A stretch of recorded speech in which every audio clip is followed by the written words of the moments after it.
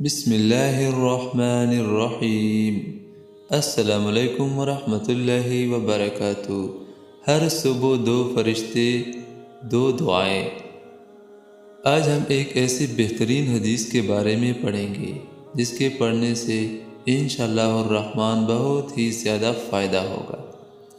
رسول اللہ صلی اللہ علیہ وآلہ وسلم نے فرمایا، ہر روز صبح کے وقت دو فرشتے آسمان سے نازل ہوتے ہیں، تو ان میں سے ایک کہتا ہے، اے اللہ، خرچ کرنے والے کو بدل عطا فرما، جبکہ دوسرا کہتا ہے، اے اللہ، بخیل کو تباہی سے دوچار کر۔